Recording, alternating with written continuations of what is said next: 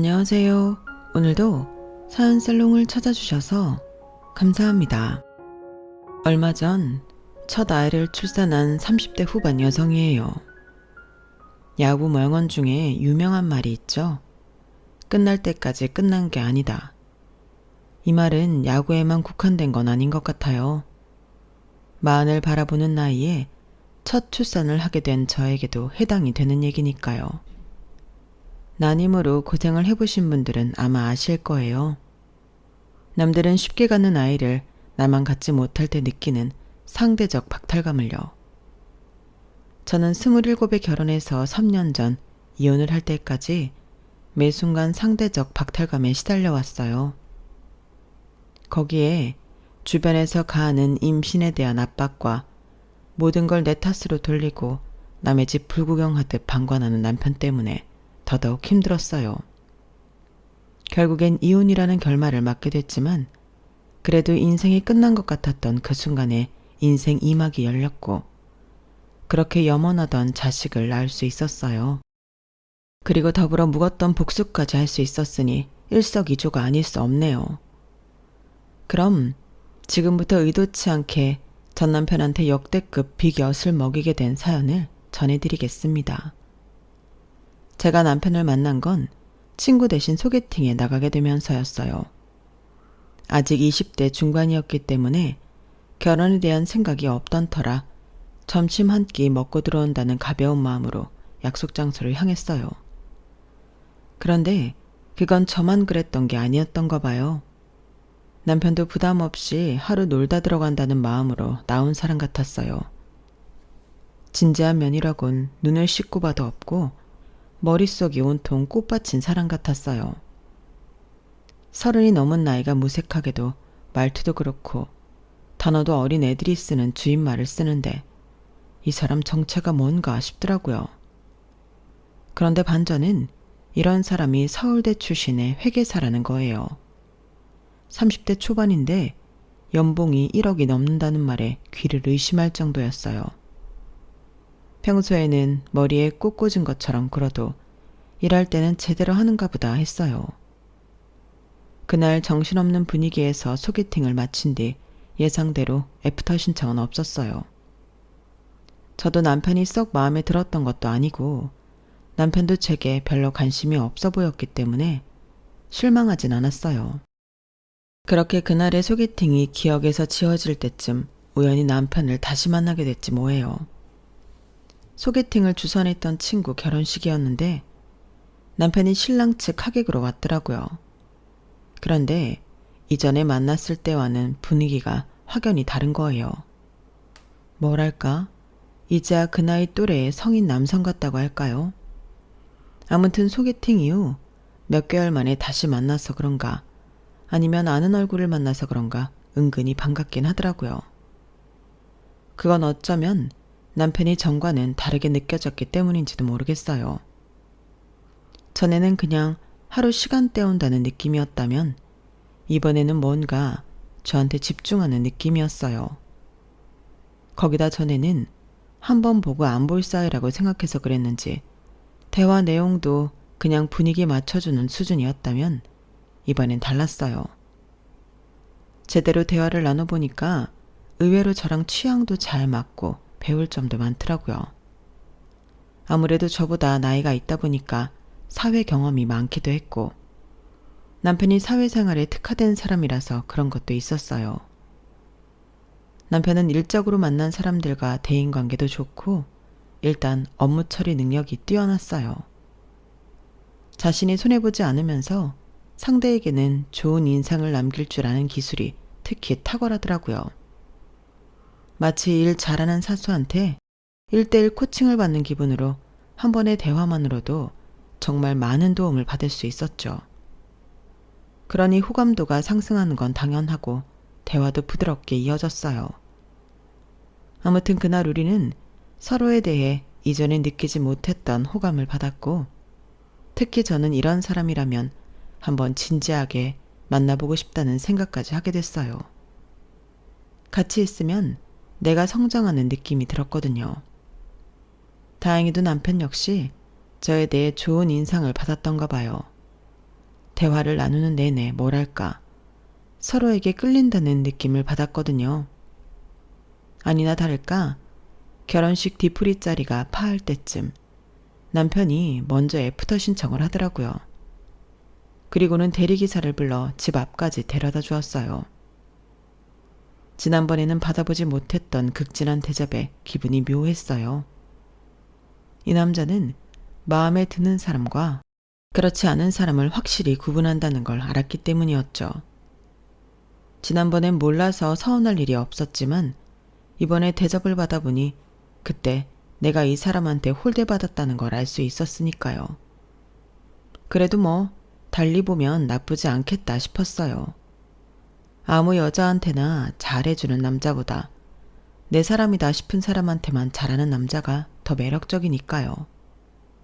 두 번째 만남 이후 첫 데이트 때부터 사귀기 시작한 우리는 1년 넘는 기간 동안 연애를 했어요. 평일에도 야근이나 회식이 겹치지 않는 한 퇴근 후에 만나 저녁을 먹거나 공연을 보면서 데이트를 했고 주말은 거의 빠지지 않고 매주 만났던 것 같아요. 태어나서 누군가와 함께 있는 시간이 이렇게 즐겁게 느껴지긴 처음이었어요. 능력도 있고 믿음직스럽고 무엇보다 함께 있는 시간이 즐거운 상대라니 앞으로도 이런 사람은 다시는 못 만날 것 같다는 생각이 들 정도였죠.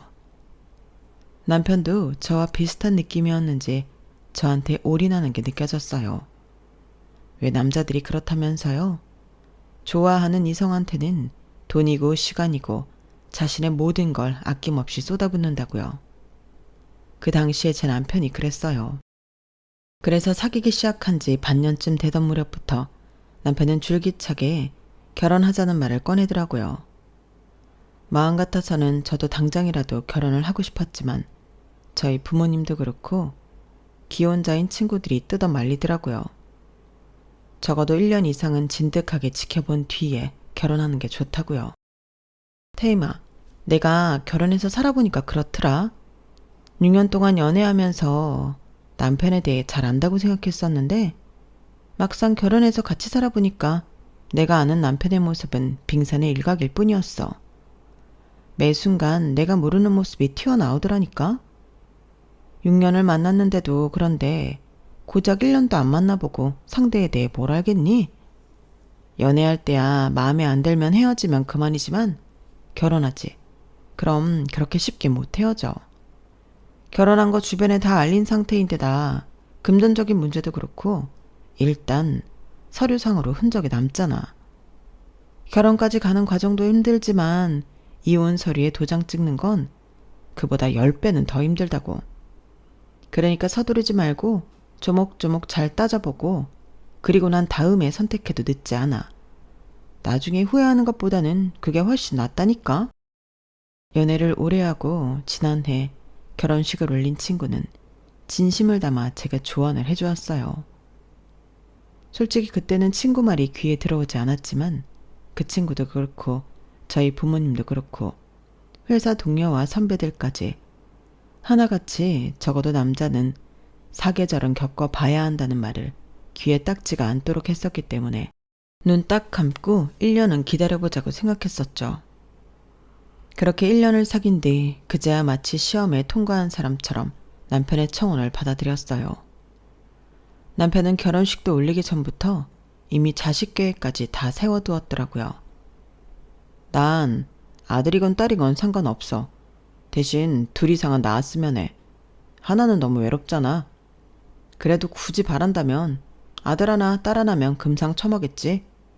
자기랑 내 유전자를 이어받은 애라면 공구머리는 있을 거고 인물이나 키도 어디서 빠지진 않을 거야. 일단 초등학교까지는 한국에서 보내고 중학교는 국제학교를 보내거나 외국에서 학교를 보내겠어.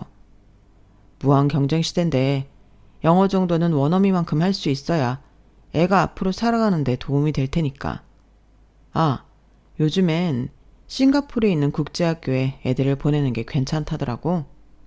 미국이나 호주보다는 상대적으로 인종차별도 안 당하면서 교육 수준도 높고 주변에 애들도 어느 정도 사는 집 아이들이라서 인맥 터놓기도 좋고 말이야. 거기서 고등학교까지 졸업시키고 대학은 영국으로 보내면 베스트인데. 와, 벌써부터 기대되는걸? 남편은 양가 부모님들께 결혼 허락을 받은 이유로 만날 때마다 눈앞에 당면한 결혼 문제가 아닌 언제 생길지 모를 자식 교육에 대한 계획을 세워나갔어요. 처음에는 그냥 해보는 소리겠거니 했는데 해당 학교 홈페이지며 유학원에서 받은 팸플릿과 그 밖의 자료들을 하나하나 꺼내 보이며 계획을 구체화시키더라고요. 원래 일 잘하는 사람이라는 건 알았지만 이 정도일 줄은 몰랐기에 내심 겁도 났어요. 저는 계획형과 즉흥형, 중간쯤 되는 유형의 사람이거든요. 그래서 그저 남편의 계획에 맞장구만 칠 뿐이었어요. 남편은 이남 1녀 중 둘째였는데 위로는 형이, 아래로는 여동생이 있었어요. 형은 남편보다 3살 위로 결혼 2년 차에 접어들던 때 딸을 낳아 키우고 있었어요.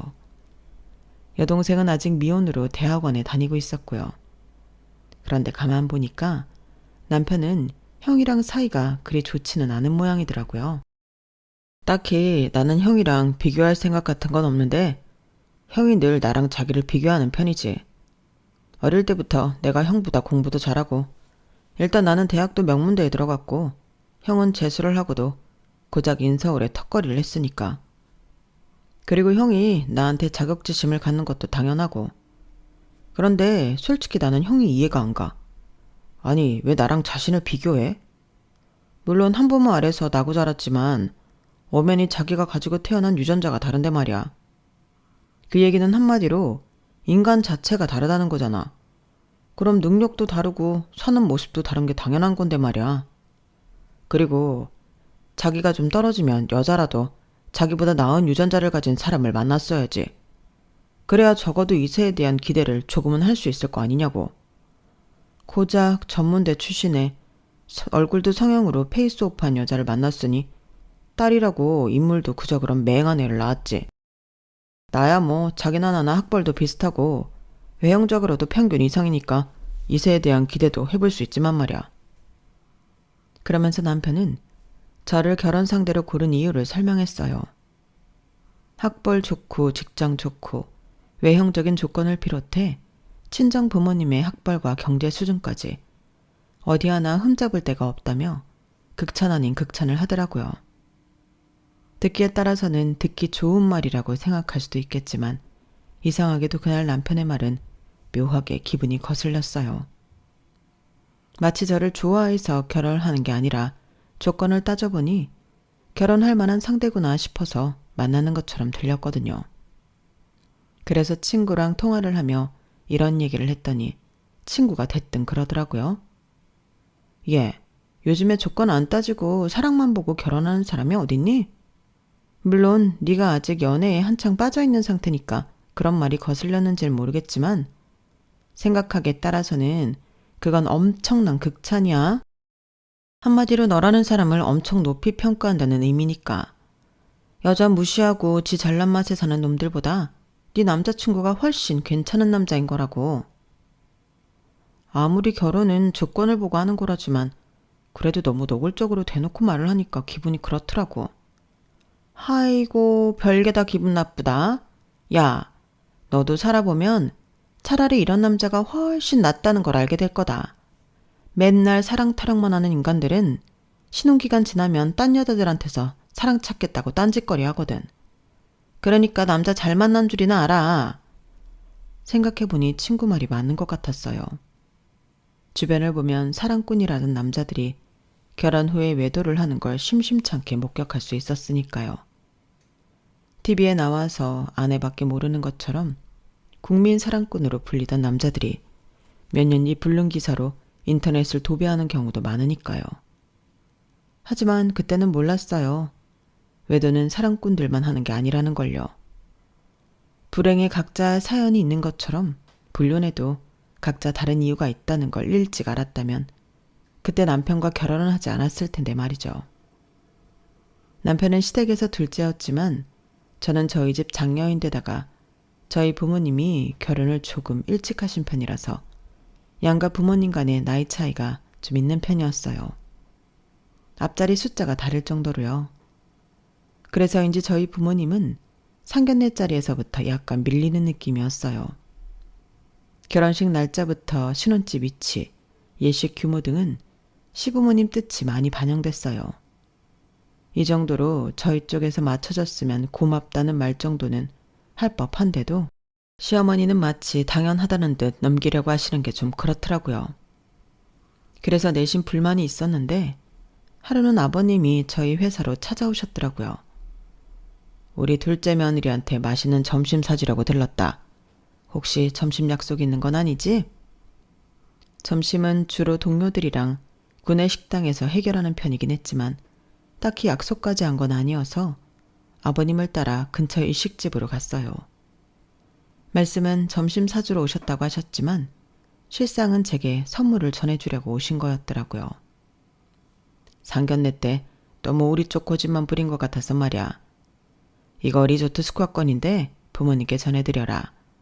자식 결혼 준비로 많이 피곤하실 텐데 가셔서 머리도 식히고 오시면 좋을 것 같구나. 아버님이 건네주신 숙박권은 수백만 원이 넘는 고가의 상품권이었어요. 비싼 가격보다도 이번 일에 대해 저희 부모님을 신경 써주셨다는 자체가 너무 고맙더라고요. 저희 부모님도 저한테 그걸 전해받으시고는 무척이나 고마워하셨어요. 상견례 때 생긴 서운한 감정은 아버님 덕분에 사그라들 수 있었어요. 양가 부모님 도움을 받아 마련한 신혼집에 혼수는 저와 남편이 그동안 모아두었던 돈으로 함께 채워 넣었어요. 비율로 따지자면 남편이 60%, 제가 40% 정도였어요. 차는 남편과 제가 각각 가지고 있던 걸 팔고 새로 한 대 구입했고요. 이 정도면 일반적인 신혼 부부들에 비해 한쪽으로 많이 기우는 편은 아니었어요. 대개가 남자는 집, 여자는 혼수를 하는 게 보편적이니까요. 그런데 이것도 어디까지나 각자의 관점에 따라 다르게 느껴지는 모양이더라고요. 저희 시어머니는 이렇게 말씀하시는 걸 보면 말이에요. 솔직히 둘째 넌 맨몸으로 시집 온 거나 다를 게 뭐냐? 집은 우리가 해줘. 집안 살림은 내 아들 돈으로 해. 넌 그저 몸만 딸랑 들고 온 거나 진배 없잖아. 내가 모자란 자식 너한테 떠넘기는 것도 아닌데 말이다. 그랬으면 나름 성의는 보일 거라 생각했는데 어떻게 돼 내가 예단비도 안 가져오고 시애미한테 명품백도 하나 안 해주니? 첫째는 말이다. 시집 올 때 지들 결혼 반지 사면서 내 반지도 하나 해주더라. 자고로 어른한테 예쁨 받으려면 스스로 노력을 해야 하는 거다. 세상에 공짜가 어딨니? 결혼하고 2달째 되던 어느 날 어머님은 제게 참았던 울분을 터뜨리듯 이렇게 말씀하셨어요. 아니, 신혼집은 저희 부모님이랑 반반 부담하셨고 살림살이는 남편이랑 제가 같이 준비했는데 왜 계산을 이렇게 하시는지 이해가 안 가더라고요. 어지간하면 말대꾸 안 하고 넘어가려고 했지만 마치 저랑 저희 부모님이 염치 없는 사람들인 것처럼 말씀하시면서 형님이랑 비교까지 하시니 참을 수가 없더라고요. 그래서 좀 치사한 감은 있지만 오목조목 잘못된 부분을 정정해드렸어요. 그런데 그게 어머님 자존심을 건드렸던 모양이에요. 그날 이후 어머님이 저를 대놓고 형님이랑 차별하기 시작하셨거든요. 시작은 명절 선물이었어요. 시집와서 처음으로 시댁에서 맞는 설이었는데 추석 당일 차례를 지내고 아침상을 물리고 나자 아버님께서 친정 부모님께서 기다리실 테니 이제들 친정에 가보라고 그러시더라고요. 그런데 그때 어머님이 형님만 따로 주방으로 부르시는 거예요. 주방 안에서 화기애애한 웃음소리가 들리더니 이어 형님이 비단보자기에 포장된 상자를 받아들고 나오더라고요. 그게 뭔가 하고 바라보는데 순간 시어머니랑 눈이 마주친 거예요. 그런데 시어머니께서 쓱 눈길을 돌리시더니 형님한테 살갑게 그러시는 거 있죠. 아주 귀한 거니까 절대 남 주지 마시고 꼭 2분이서 드시라고 해야 한다. 그런 건 돈을 주고도 못 사는 귀한 거니까. 시어머니께서 일부러 그놈의 귀하다는 말을 몇 번이나 강조하시는 걸 보니 이건 나 들으라고 하는 얘기구나 생각했어요. 형님한테 그 귀하다는 선물을 주시고는 저한테는 일부러 눈길 한번 안 주시고 안방으로 쏙 들어가 버리셨거든요. 똑같은 며느리인데 형님네 부모님께는 선물을 보내시고 우리 부모님께는 일부러 모른 척 하시겠다 이거였죠. 정작 선물은 저희 집에서 받으셨으면서 말이죠. 그날 시댁을 떠나 제 친정으로 향하는데 기분이 좀 그렇더라고요. 저를 형님이랑 차별하는 건 참을 수 있지만 저희 부모님까지 차별 대상에 들어가는 건 도저히 참기 힘들었거든요. 그래서 남편한테 그 얘기를 하고는 서운하다고 했더니 남편이 그러는 거예요. 서운해할 거 없어. 형수님 친정은 형편이 어려워서 엄마가 따로 선물을 보내는 거니까. 자기네는 잘 살잖아. 엄마가 자기 친정 선물을 안 챙겼다는 건 그만큼 능력 있는 집이라는 뜻이나 마찬가지야. 그냥 있는 사람이 아량 좀 베푼다 생각하라고. 남자들은 정말이지 상황 파악이 이렇게 안 된다니까요. 아니 남편 말대로 형님네 친정 살림이 어려워서 선물을 보내는 거라면 저 몰래 줄 일이지 굳이 제가 보는 앞에서 줄 일인가요? 분명히 시어머님이 저를 의식하면서 주시는 걸 제가 똑똑히 봤는데 말이죠. 남편 말이 턱도 없는 소리라는 걸 알지만 더는 이를 키우고 싶지 않아서 그냥 입을 닫아버렸어요. 그런데 그때 그냥 참고 넘어가지 말았어야 했나 봐요. 한두 번 참아주니까 나중에는 아예 제 친정을 호구 취급하는 것 같았거든요. 제 친정에서 보낸 선물을 포장도 뜯지 않은 채 제가 보는 앞에서 도우미 아주머니한테 줘버리지 않나. 시댁에만 가면 사사건건 꼬투리를 잡아 제 친정 흠을 내곤 했거든요. 그렇게 사람 속을 뒤집어 놓고는 제가 한마디 하면 꼭 이래요. 어머, 넌 왜 그렇게 속에 화가 많니? 인생을 그렇게 살면 안 돼. 둥글둥글하게 살아야지. 사소한 거에 발끈하고 상대가 무슨 말만 하면 꼬아서 보고. 어디 너 무서워서 말을 하겠니? 어머님이 자꾸 제 친정 흠을 잡으시니까 그렇죠. 어머님이 뭐라고 하셨는지 기억 안 나세요? 결혼식 때 남자 동기들이 많이 온 걸 가지고 친정엄마를 닮아서 남자들한테 흘리고 다니는 게 많아서 그런 거라고 하셨잖아요. 이거 봐 이거 봐. 또 버럭 소리 지르는 거. 야, 내가 언제 그랬니? 내가 보기엔 네 어머니가 너를 좀 자유분방하게 키웠나 보다 한다고 했지. 왜 매번 남의 말을 확대해서 이를 키우려 드나 몰라? 너 그거 분노장애일지 몰라. 더 늦기 전에 병원 가봐라. 어머님은 말 바꾸기 일쑤에 가족들 앞에서 제 성격에 문제가 있는 것처럼 몰아세웠어요. 하지만 이건 어디까지나 귀여운 장난에 불과했어요. 결혼하고 3년이 되도록 아기 소식이 없자 점점 압박이 심해지기 시작했거든요. 그러던 차에 아주버님네 둘째 돌이 다가왔고 어머님이 제게 연락하셨어요. 얘 둘째야, 곧 있으면 지우리 돌인 거 알지? 그래서 말인데 이번엔 니네가 돌잔치 좀 해주려무나. 생각 같아선 호텔에서 했으면 한다만 니들 돈으로 하는 걸 내 마음대로 정할 수 있겠니? 아니 어머님, 그걸 왜 저희가 돈을 내요? 아주버님이랑 형님이 버젓이 있는데 왜 저희가 조카 돌잔치 비용을 대야 하느냐고요. 그걸 몰라서 묻니? 니들은 애가 없잖아. 큰애는 우리 집에 시집와서 이듬해 바로 딸 낳고 작년엔 아들 손주까지 안겨줬는데 넌 그동안 뭘 한 거냐? 결혼한 지 3년이 되도록 임신이라도 한번 해봤니? 자기가 해야 할 일도 제대로 못했으면 너 대신 며느리 노릇하느라 수고한 손이 동서 위에 그깟 돈 몇 푼 쓸 수 있는 거 아니냐고. 아유, 이럴 줄 알았으면 둘째가 그때 혼전 임신했다고 했을 때 바로 결혼시켰어야 하는 건데 괜히 뜸들이다가 다 놓쳤네. 순간 제 귀를 의심했어요. 남편이 혼전 임신으로 결혼할 뻔했다는 말 때문이었죠.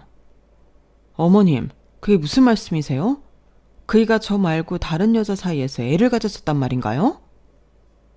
그제서야 시어머니는 말 실수를 한 걸 깨닫고는 입을 닫아버렸어요. 그날 밤 낮에 시어머니한테 들었던 얘기를 남편한테 물었더니 남편이 대수롭지 않다는 듯 그러는 거예요. 언제적 얘긴데 그래. 그리고 결혼 전에 있던 일이야. 임신했다고 해서 결혼하려고 했는데 나한테 상의도 않고 애를 지웠더라고.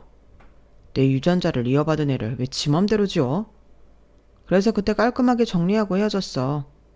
헤어지고 난 다음에 우연히 당신을 다시 만났던 거고. 그러니까 난 도덕적으로도 아무런 잘못이 없단 얘기야. 솔직히 자기도 내가 처음은 아니었잖아. 지나간 일은 그냥 묻고 살자. 서로 알아봤자 기분만 나쁜걸 뭐하러 끄집어내? 엄마도 참 그딴 얘긴 뭐하러 해가지곤. 기분은 나빴지만 남편 말대로 남편을 탓할 일은 아니었어요. 결혼 전에 있었던 일이고 애를 지은 것도 남편의 뜻이 아니라 상대 여자의 독단으로 벌어진 일이니까요. 그런데 여기서 한 가지 알 수 있었던 건 남편이 저를 처음 만났을 때랑 다시 재회하게 됐을 때 저를 대하는 태도가 왜 그렇게 달랐는지였어요. 사실 그때 만나던 여자가 소개팅 주선해준 친구랑 한동안 썸을 탔던 사람이거든. 그래서 비밀로 만나고 있었는데 소개팅을 하라잖아. 거기서 어떻게 만나는 사람이 있단 소리를 하겠어? 그랬다간 당연히 누구냐고 물을 테고, 그러면 내가 만나는 사람이 누군지 밝히게 됐을 텐데 말이야. 그래서 잠깐 얼굴만 비춘다 생각하고 나갔던 거지. 바로 이거였어요. 그러니까 당시에 남편은 연애 중이었기 때문에 저한테 관심 따위도 없었던 거고, 얼마 뒤 중절 수술을 이유로 헤어지고 나서야 제가 눈에 들었던 거였죠. 당시에 이 얘기를 들었을 때는 기분은 좋지 않았지만 그렇다고 크게 문제 삼을 건 없었어요. 남편 인생에 내가 존재하지 않던 시기에 벌어진 일로 부부 사이를 망칠 생각은 더더욱 없었으니까요. 그런데 이 일이 나중에 엄청난 쓰나미를 몰고 온 거예요. 발단은 조금씩 틈이 생기기 시작한 부부 사이였어요. 대부분의 부부들이 그렇듯 저희도 결혼 3년 차에 들어서면서부터 대화도 줄고 남녀 사이가 아닌 그저 동맹관계의 동거인 정도로 변해버렸어요. 딱히 상대에 대한 불만이 있었던 건 아니지만 확실히 애정은 식은 상태였죠. 그러니 부부관계도 점점 뜸해졌고요. 문제는 이런 이유로 아이가 생기지 않았다는 거예요. 시어머니는 마치 제게 문제가 있어서 아이가 생기지 않는 것처럼 저를 몰아세웠고, 그런 소리를 듣기 싫어서 남편한테 관계를 요구하면 남편은 마치 저를 밝히는 여자처럼 취급을 하는 거예요. 그럼 어떡해? 어머님은 하루가 멀다 하고 애는 언제 갔냐고 타박이신데 누르고 이러고 싶어서 그런 줄 알아? 나도 회사 일에 집안일에 피곤하다고. 그러니까 신경 쓰지 마. 아니, 그런다고 안 생기는 애가 생겨? 막말로 지난 3년 동안 우리가 잠자리를 안 해서 애가 안 생긴 거야? 애도 다 때가 있는 거야. 우린 그때를 놓친 거라고. 결혼 전부터 이세 계획을 세워가며 적극적이었던 남편은 어느 순간부터 아이에 대한 생각을 접은 건지 아니면 다른 꿍꿍이가 있는 건지 부부관계조차 거부했어요. 그러자 급기야 시어머니는 저를 산부인과에 끌고 가셨어요. 어머님은 제 몸에 이상이 있을 거라고 믿었던 모양인데 검사 결과 저는 모든 게 정상이었어요. 아니, 몸에 이상이 있는 것도 아닌데 그럼 왜 애가 안 생기는 거야? 어머님, 저만 검사를 할 게 아니라 그이도 해야 하는 거 아니에요? 제가 정상이라면 문제가 남편한테. 제가 말도 끝마치기 전에 어머님은 버럭 소리부터 지르셨어요. 내 아들이 왜? 너 기억 안 나니? 너랑 만나기 전에 혼전 임신으로 결혼까지 할 뻔했었다는 거. 내 아들 몸에 이상이 있으면 그때 걔는 어떻게 애를 가졌다는 거냐? 걔가 동정녀 마리아라도 된다는 거냐 뭐냐? 어디서 말 같지도 않은 소리라고 있어. 너 이달 배란기에 확실히 부부관계는 한 거니? 다른 건 몰라도 그건 꼭 지키라고 한 거 안 잊었지? 시어머니가 아들 내외 부부관계까지 관리하는 상황이 정말 미치도록 싫었어요. 아이가 없다는 이유로 조카 돌잔치에 영어 유치원 비용까지 지원하는 상황보다도 훨씬 더요. 저는 아이 문제로 시어머니에게 들들 볶이고 치욕스러운 상황을 당했지만 남편은 마치 남의 집 얘기를 듣는 사람처럼 심드렁할 뿐이었어요. 그리고 남편이 그런 태도를 취하는 이유를 뒤늦게 알게 되었죠. 야, 우리 그만 헤어지자. 어차피 너나 나나 서로한테 마음 뜬 지 오래됐잖아. 부부라고 한 집에 살면서 얼굴 붉히며 인생 까먹느니 차라리 각자 길을 찾아가는 게 낫다고 보는데 넌 어때? 실은 얼마 전부터 마음에 두고 있는 여자가 있어. 아직 사귀는 건 아니고 알아가는 단계인데 너랑 정리하고 바로 사귈 생각이야. 걔만 좋다면 올해 안에 재혼을 하는 것도 고려하고 있고. 뭐라고? 아니 당신은 뭐가 그리 당당해? 지금 자기가 무슨 소리를 하는지는 알고나 있는 거야? 나 곧 바람 필 거니까 알아서 떨어져 나가라 이거잖아. 이게 5년이나 같이 산 배우자한테 할 소리냐고. 당신은 최소한의 의리도 없어? 아니 내가 바람을 피기랬냐 밖에서 자식을 만들어 오기랬냐? 도대체 뭐가 문제라는 건데. 아니다 싶으면 그만둘 줄도 알아야지. 되도 않는 의리 타령하면서 둘 다 인생 망치자 이거야? 그런 거라면 난 싫어. 내 우월한 유전자를 물려받은 자식들 낳아서 제대로 내 가정 꾸릴 거라고. 중요한 건 이런 내 계획에 너는 없다는 거야. 그러니까 구차하게 매달리지 말고 좋게 말할 때 서로의 도장 찍어라. 남편의 유전자 타령에 정말이지 토가 쏠릴 정도였어요. 남편은 그날 이후 저를 투명인간 취급을 했고 시댁에서도 남편의 뜻을 알았는지 더는 제게 연락을 하거나 괴롭히지 않았어요. 그렇게 저는 고립이 되고 말았죠. 3개월 동안 기를 쓰고 버텼던 저는 결국 백기를 들고 말았어요. 그 계기는 시아버지였어요. 대장암 판정을 받으시고 병원에 입원해 계셨던 아버님은 저를 보자마자 제 손을 잡고 그러시더라고요. 작은 애야, 미안하구나. 내가 자식을 잘못 키워서 네 가슴에 못을 박았구나. 둘째가 지 엄마랑 하는 소리 들었다. 천벌을 받을 놈 같으니라고. 네 생각이 어떤지 모르겠지만 네 시아버지 입장이 아니라 너보다 오래 살아온 인생 선배 입장에서 말하마.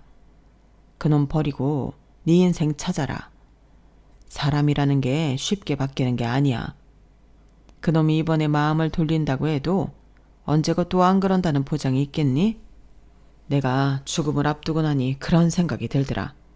아닌 건 일찍 포기했어야 했는데 왜 그러지 못하고 네 시어머니랑 살았을까 하고 말이다. 그러니 아가, 그런 멍청한 놈한테 인생 낭비 말고 네 자신을 위해 떠나라. 그게 너한테 해줄 수 있는 마지막 조언이다. 죽음을 눈앞에 둔 순간에 어머님과 헤어지지 못한 걸 후회하는 아버님을 보니 이러다 나도 나중에 아버님처럼 되는 건 아닌가 싶어 섬뜩했어요. 결국 아버님은 대장암 말기 판정을 받은 지 2달도 안 돼서 세상을 떠나셨어요. 그리고 저는 아버님 장례식을 마친 뒤 곧바로 이혼 준비에 들어갔어요. 남편은 제가 이혼을 해주겠다고 하자 선심 쓰듯 재산분할과 더불어 위자료까지 듬뿍 챙겨주더군요. 이혼 뒤 회사에 휴가를 내고 남편한테 받은 위자료로 여행을 떠났어요. 그동안 시아버지 장례식도 있었고 해서 휴가를 길게 내기 눈치가 보여서 주말을 끼고 4일 정도 남해로 떠난 여행이었죠.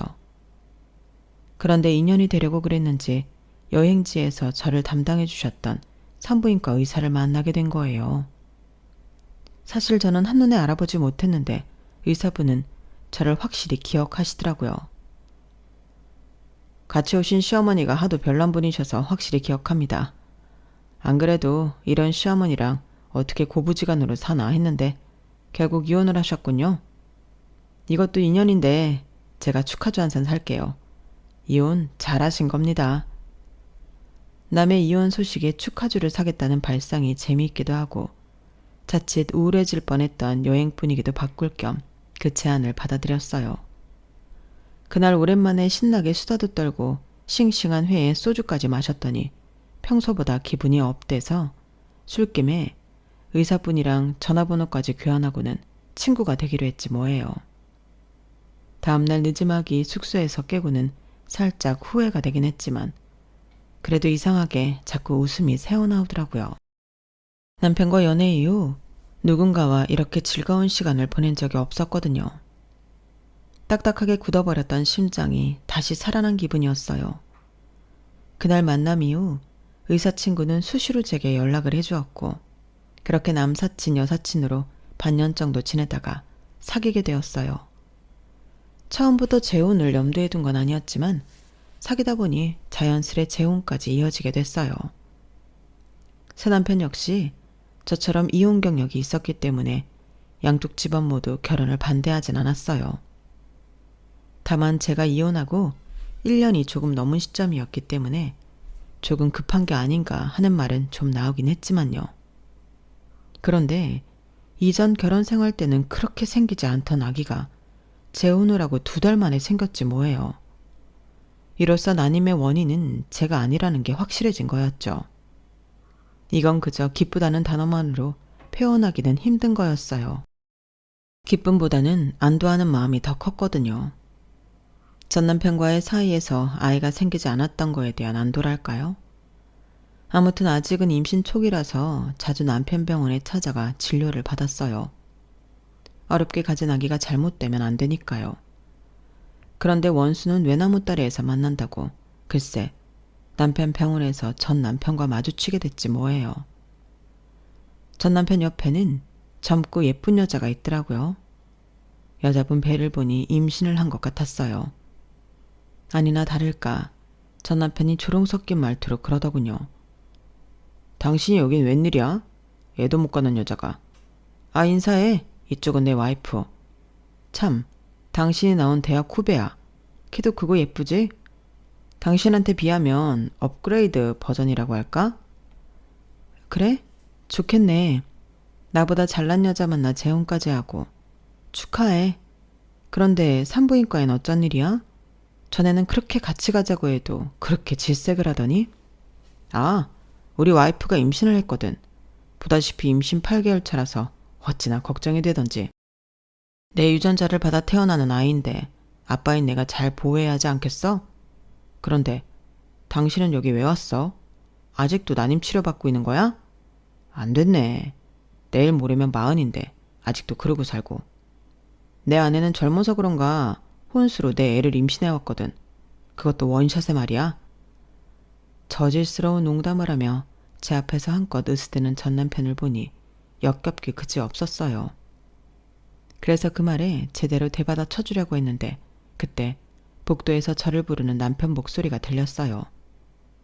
고개를 돌려보니 의사가운을 걸친 남편이 제 쪽으로 걸어오고 있었어요. 여보, 거기서 뭐해? 그러자 전 남편의 젊은 아내가 제 남편을 보고는 화들짝 놀라며 전 남편 소매를 잡아당기며 빨리 가자고 하는 거 있죠. 마치 도망치려는 사람처럼 말이에요. 하지만 한껏 흥이 오른 전 남편은 꿈쩍도 않고 히덕거렸어요. 당신 재혼했어? 이야, 제주도 좋네. 의사 남편을 만나고? 근데 당신 남편도 알아? 당신 불임인 거. 아, 그래서 산부인과 의사를 만난 건가? 남편한테 공짜로 치료 좀 받아보려고? 전 남편은 신이 난 아이처럼 떠들어댔고 그걸 본 제 남편은 싸늘하게 웃으며 한마디 했어요. 아, 당신 전 남편이 오지영 씨 남편분이었어? 아, 그랬구나. 그런데 보호자분, 뭔가 착각하시는 것 같은데요. 제 아내는 불임이 아닙니다. 예전에 검사했을 때도 모든 게 정상이었고 그 결과 현재 임신 2개월 차거든요. 그런데 보호자분은 혹시 불임 검사는 해보셨습니까? 5년 동안 아이가 생기지 않던 분이 재혼을 앞두고 애가 생기셨다니 축하드릴 일이지만 글쎄요. 남편은 의미심장한 표정으로 말을 흐렸어요.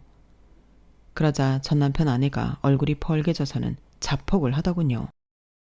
선생님, 지금 환자 정보를 누설하려는 거예요? 내가 비밀로 해달라고 그랬잖아요.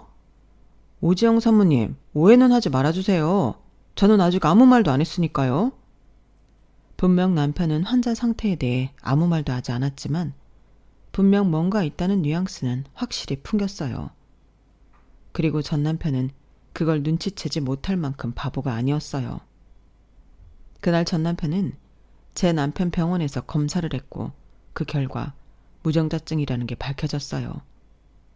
그제서야 전 남편의 젊은 아내는 눈물을 짜며 변명을 해댔고 전 남편은 정신이 나간 사람처럼 멍하게 허공만 바라보더군요. 생각 같아선 확인 사살을 해주고 싶었지만 이미 세상을 다 잃은 사람한테 그렇게까지 하고 싶진 않았어요. 그런데 이놈의 인간이 결국 제 발로 무덤을 파지 뭐예요. 이제 속 시원하냐? 내가 무정자증이란 거 들으니까 네가 인 것 같냐고 씨발. 2년이고 전년이고 다 왜 이 지랄 들인 거야? 내가 뭘 잘못했다고 날 괴롭히냐고. 우월한 내 유전자 좀 후세에 남겨보겠다는데 어떻게 이럴 수가 있냐고. 야, 너 당장 집에 가서 짐 싸. 당장 이혼이니까 내 눈앞에서 사라지라고. 그리고 너도 잘난 척 하지 마. 새 남자 만나 임신했다고 내 앞에서 뭐라도 된 것처럼 굴고 싶은 모양인데 입 닥치고 가만히 있는 게 좋을 거야. 알았어? 별것도 아닌 것들이 어디서 감히. 그때였어요. 제 남편이 가소롭다는 듯 한마디를 했어요. 세상에 별것도 아닌 인간이 어디 있습니까? 다들 목숨 걸고 엄마 뱃속에서 나와 온갖 병균들과 싸워가며 살아남은 승자들인데 그 숭고한 과정을 별것 아닌 걸로 치부하는 대먹자는 인간이야말로 별것 아닌 거겠죠. 우월한 유전자를 남기고 싶었다고요? 당신 유전자가 우월하다는 건 누가 보증합니까? 딱 봐도 루저. 그 이상도 이하도 아닌데 말입니다. 한 번만 더 내 아내한테 함부로 군다면 그땐 법정에서 만나게 될 겁니다. 이젠 남이 된 전부인 인생에 신경 쓰지 마시고 발등에 떨어진 그쪽 인생이나 수습하시죠. 아, 수납은 제대로 하고 가시길 바랍니다. 전 남편은 울분에 찬 표정으로 상담실을 나갔고 남편과 저는 배꼽이 빠지도록 깔깔대고 웃었어요. 그놈의 우월한 유전자라는 말을 오랜만에 들었더니 왜 그렇게 웃기던지. 그러고 보면 전 남편은 헛똑똑이가 아닌가 싶네요. 한 번도 아니고 2번이나 여자한테 속아 자기 자식이 아닌 나이에 아빠가 될 뻔했으니까요. 그런데도 우월한 유전자니 뭐니 하는 타령을 하다니 한심하기도 하지만 인간적으로 안 됐다는 생각이 드네요. 그날 이후 1년 가까이 지난 지금 저는 무사히 출산을 마치고 육아에 빠져 살고 있어요. 인생에서 느낄 수 있는 수많은 행복 중 가장 큰 행복을 매 순간 느끼면서 말이죠. 아직 온전찮은 몸으로 육아를 하려니 몸은 늘 지쳐있지만 남편과 저를 묘하게 반반 닮은 우리 아기를 보면 여기가 천국인가 싶기도 하거든요. 우리 아기가 어서 자라 종달새처럼 쫑알쫑알 떠들어줬으면 바라면서 사연을 마칩니다. 지금까지 제 사연을 들어주셔서 감사합니다. 들어주신 분들도 일상의 행복함을 항상 느끼고 계시길 바랍니다. 좋은 하루 되세요. 여러분, 사연 댓글에 응원과 현명한 조언 부탁드려요. 좋아요와 구독은 저에게 큰 힘이 됩니다. 오늘도 좋은 일 가득하세요.